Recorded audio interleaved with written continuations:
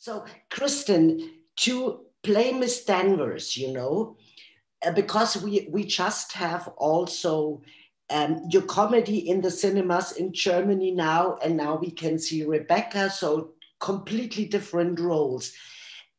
What do you take this, when you play, I always have the feeling you have so much energy and so much fun and so much fire. Where do you take that from? What inspires you? I just like my job. Basically, it's just playing. It's just like a game. I mean, the business isn't a game, but the acting is a game.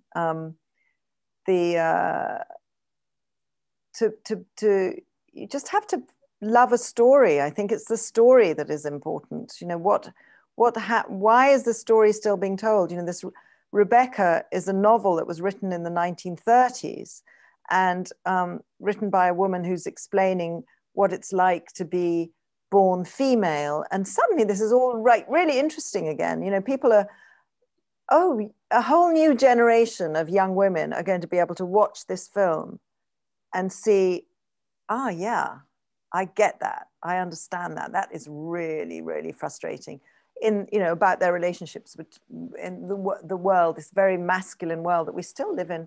It is changing very, very, well, quite rapidly right now at this very moment, but don't know how long it'll last. But, all these things are very, it's interesting the way things go in waves like this. And this is as I said, it's a book that was written sort of, I don't know, I can't do the maths, but anyway, a long time ago, and is still relevant, is still a great story.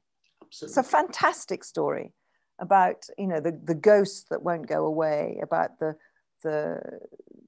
mysteries of the past unraveling, all those things. They're just fantastic stories with this character of Mrs. Danvers, who certainly scared me. And, as a viewer watching the version that I saw that I liked the most, which is a version from the BBC in the 1980s, which I love, where Mrs. Danvers are absolutely terrifying. And the idea of the terrifying older woman is also something that I'm interested in. There seem to be quite a lot of those in fiction. Why you're interested in that, when you say in an older terrifying woman, what is? Because there are lots of them, old witches. Old witches are always old and never young, unless they're good. This sort of, I don't know, it's intriguing. Why are people so afraid of older women? Anyway. Do you think because they have a certain wisdom and a certain power through the wisdom? Could that be? Might be. I don't know. But anyway, all those things are, I think it's just fun exploring those questions. And certainly with Mrs. Danvers, there's every reason to be frightened of her because she's so destructive. She really is a sort of poison to Mrs. De Winter's life. And she has her reasons for being like that. But they're really not much relevance, really. I think that she's in so much pain. This woman is in so much personal pain. She's built such a sort of shield around herself and one of her sort of her parts of ammunition is controlling and being basically hateful towards poor Lily James's character, who just gets bullied so much by this woman. No, I think it's a very interesting part.